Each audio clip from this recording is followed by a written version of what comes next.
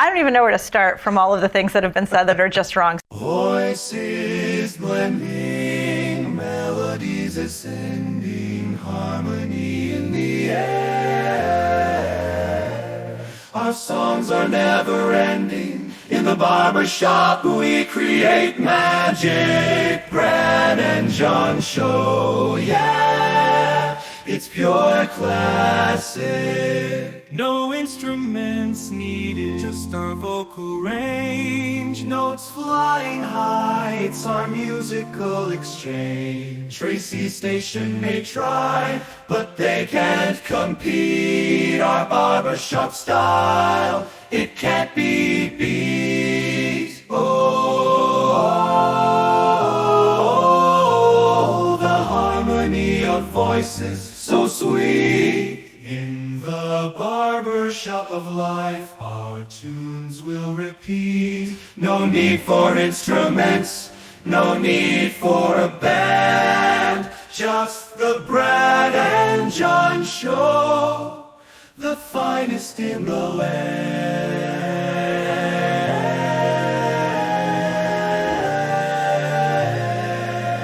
John, you're not going to hear an intro like that on Mark Cox, or you're not going to hear an intro like that on the refugee station. Who's the guy in the morning? Mike, what's his name? You know who I'm talking about? I believe Mike Ferguson does morning. He's a great radio host. Mike Ferguson. You're not going to hear Dan and what's his co-host's name? Dan and who now? Dan and Drew. Dan and the morning crew with Dan and Drew. You're not going to hear an intro like that on Dan and Drew's station. You're not going to hear a station, any kind of things like that. Matter of fact, you're not even going to hear that in the Elliott Davis press conference. You're not going to hear anything like that. I know. And those other stations won't have Brad Hildebrand's phone going off in the middle of the show incessantly either. That is John Combest, C-O-M-B-E-S-T. And what does John do every single day of his life for the past 23 years? He wakes up, goes to bed. I don't know when he does it. Puts together this great list of all the important stuff you should know about in the state of Missouri. What we do is we bring in these guys right here because it's a Friday and we do this. Time for the John Combest Top 3. How do we start the show off? We start off with John Combest's Top 3. And we have some help. We have this guy. What's your job, sir? Hold on a minute. I didn't have him turned on. What's your job, sir? Now on with a countdown. He does a countdown. What else do you do? And here they are. And what else do you do? Their stories coming up. And what else do you do? We're on our way to the number one. And we start off with? In third place. A bizarre story in number 3. Brad, you might even call it a crazy, weird story. Now brace yourself. I'm going to tell you about a higher education official in the state of Missouri who seems to have a strong grip on reality. Can you believe that, Brad? Somebody in the education establishment that's realistic? Do you believe what I'm about to tell you? John, after the story yesterday, I'd pretty much believe anything for the educational system. Well, this seems to be a pretty positive development. There's a guy at the University of Missouri, the UM system president, Mun Choi, and he's been known as a pretty reasonable guy. He gets along with Democrats. He gets along with Republicans, the kind of people that hold the purse strings in the state of Missouri. The headline from the Columbia Missourian today, brought to us by Sophie Rentschler, is Choi addresses MU Faculty Council on, quote, new normals in higher education. So you got this group, the MU Faculty Council, and Mun Choi goes and gives updates to him periodically. Brad, he delivered a pretty simplistic message, which is, in the real world, in the Trump administration, institutions like Mizzou and the broader University of Missouri system might not be able to rely on a ton of federal money coming anymore. So the universities might have to start going to private donors or maybe private corporations and making a pitch for money, because the teat, so to speak, of the federal government might not always be productive. It might not always be there. So, Brad, what do you think of this? You have a guy that's coming out and apparently not bashing the Trump administration, but saying, hey, the reality is we might have to stand on our own 2 feet. John, we've talked about this before, and the whole goofy thing about it is I'm going to ask you a question, and you probably don't have the answer. I don't either. But what is the endowment for the University of Missouri? How much money do they have in the bank? They probably have a little bit of money in the bank, Brad. Right. So once again, it's like your neighbor who, is like Mr. Penny Pincher, and to the point where he needs a new roof in his house, but insurance is not going to pay for it. And he goes around the neighborhood and he's asking folks, "Hey, I need a new roof. Can you donate a couple $100 to my new roof fund?" And you find out the guy's got $10 million in the bank. You're going, "Oh, dude, why don't you just take some of your own money and buy your own roof?" I don't understand this whole thing with higher education. What? Harvard has, 43 billion? We looked this up before. Washington University, I think, had like somewhere in the teens, so many billion. I mean, I don't think the federal government should be giving money anyway. I mean, I don't think so. It seems a little over the top when you consider what they're, the money they could be making. You've made this point many times, Brad, the money they make daily on interest. Let's get back to Mun Choi real quick, though. Choi said he met with Governor Mike Kehoe and leaders of the Missouri House and Senate who expressed support for, they have a brand new research reactor going in there that apparently from what I've heard, I believe I heard this on This Week in Missouri Politics, is that it is the only one of its kind in this hemisphere that does exactly what it does. And the funding in that failed this year in kind of that House and Senate skirmish. So Mun Choi thinks that they're going to have to go back next year and get the money next year. But Brad, another curious point here is that the MU Faculty Council. So if I had to stereotype based on what I read, these are the type of folks that you would consider the faculty establishment at any major university. They voted on, or they made a movement to vote next month on a statement. It's called a Mutual Academic Defense Compact. These are popular throughout universities, and they are going to, quote, address the attack on higher education under the Trump administration. That direct quote is from this Columbia Missourian piece. It's not necessarily a direct quote from the resolution they're going to vote on. But next month, they're going to come out and they're going to say, we are not going to take it from the Trump administration. And if Trump keeps this up, we might keep voting for Democrats or something. Okay, I've got my figures here. As of 2023, University of Missouri Columbia, just Mizzou, has an endowment of $1.42 billion. And if you look at the entire Missouri system, which includes like AMSL and KC and places like that and MST, $2.24 billion.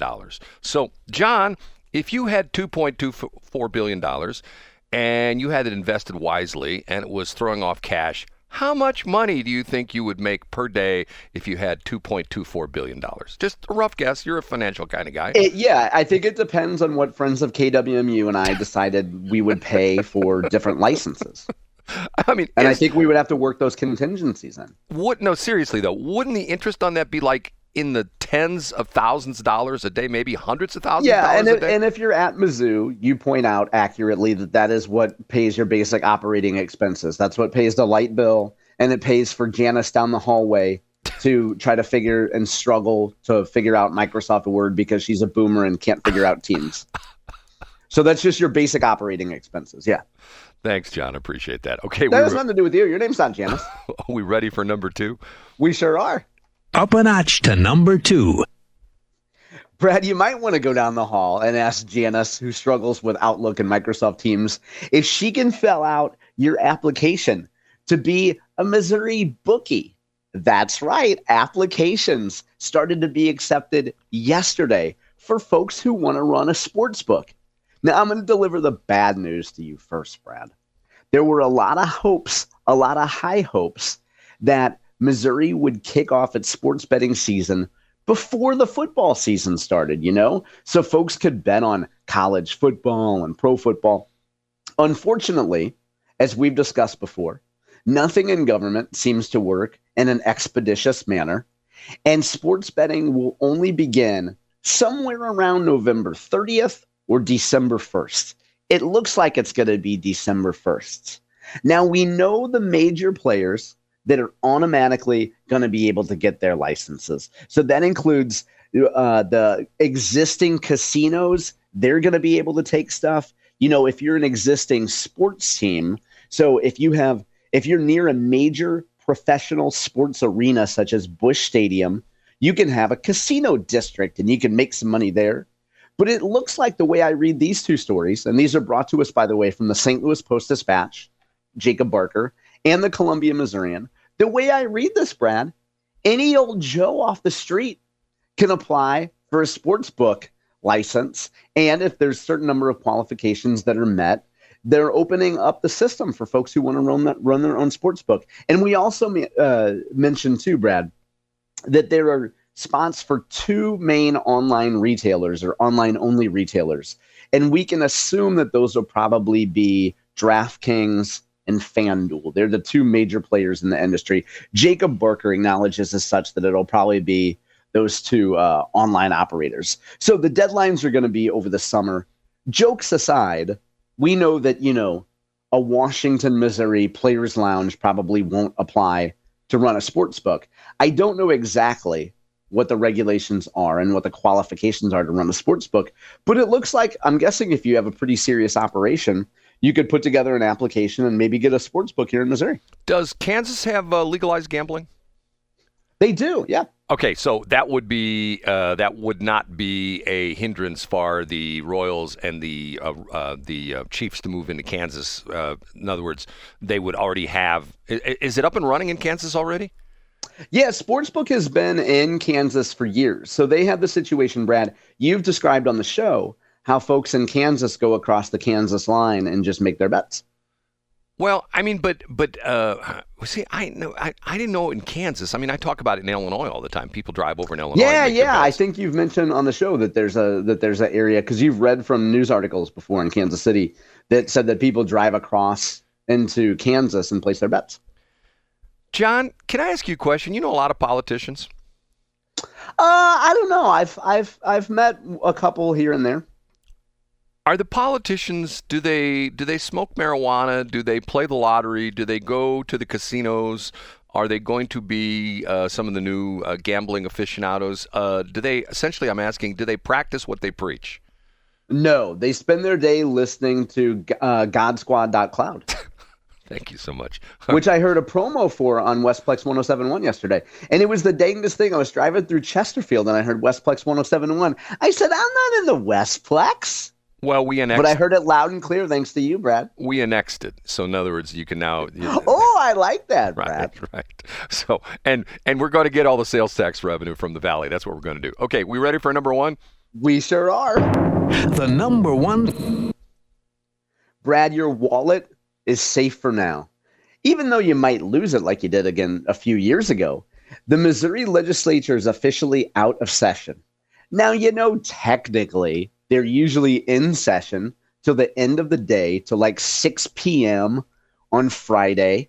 But the Missouri Legislature adjourned early. It's just hard to say this without laughing. The Senate wrapped up all their work on Wednesday. There's not much left to do. And the House wrapped up all of their work yesterday, which is Thursday. So earlier than usual, senators and representatives got a chance to come home to their districts, their families, their communities, the people that host them and welcome them and love them. They got to come home a little bit early because pretty much, Brad, all their work was done. But at the Capitol yesterday, there was still a bunch of hubbub. We'd be remiss if we didn't point this out.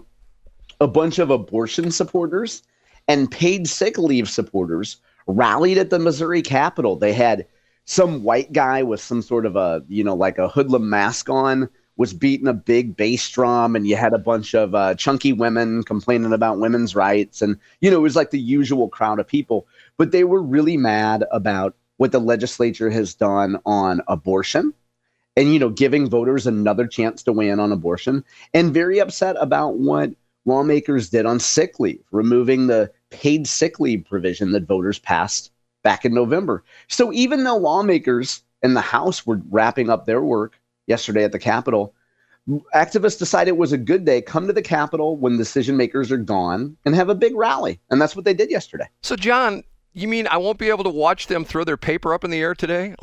No, if you didn't see it yesterday, you missed it, Brad. Oh, they did it yesterday? They threw the paper up in the air yesterday? Yeah, you do it at the climax, Brad. You know what it's like to toss stuff up at the climax. So why aren't they there today? Well, okay, so we'll give a boring answer here, Brad. On Wednesday, when the Missouri Senate did what the tactical move known as moving the previous question, or PQ, and shut down debate on the abortion topic, and then later shut down Democratic debate or Democratic comments on paid sick leave, Proposition A, Senate Democrats were like, you guys have just destroyed our working relationships by using this maneuver.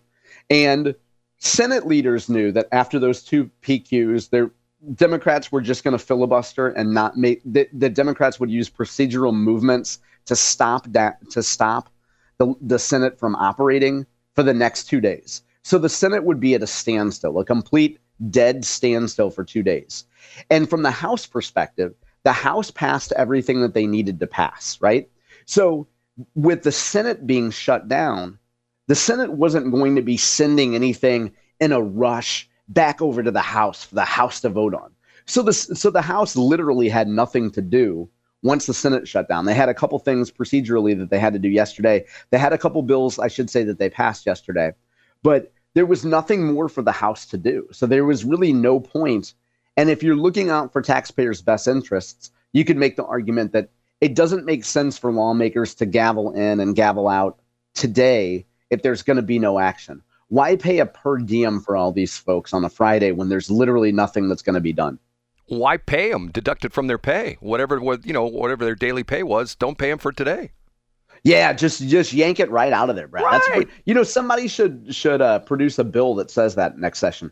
I'd also point to the fact that there's a couple good, really solid pieces up today. One is from the Kansas City Star. There's a good reporter over there named Kason Bayless who dives into the stadium funding. People in Kansas City might call it a debacle. But as we discussed, Governor Kehoe's plan, last-minute plan to get stadium funding for the Kansas City Royals and stadium improvements for the Chiefs through the legislature. And Kason does a good job of saying, hey, here's the background. Here's where the meetings happened. Here's why it failed. Don't get me going on the whole thing. I mean, the whole sports thing to me is just... And I heard that Kansas City is going to have the Cardinals move over to Kansas City because, in the olden days, the Kansas City used to have two teams. They used to have the Monarchs and they used to have the Royals. And Kansas City could support two teams. And they have a buddy little dinky arena called the Community Arena, and their county exec, Steve Bellman, he doesn't like it very much, but you could host a major sports team there too, Brad. John, not to correct you, but wasn't the original baseball team for Kansas City, wasn't that the Athletics? They were. Okay. But you said the Monarchs, which was the Negro team, the Negro League. Yeah. So what I'm saying, Brad, is that at one time they had two separate major organizations there. You're always making fun of me, John. I appreciate it. No, I'm correct. Thank you. Okay. We have a lot to talk about in B Block. It's coming up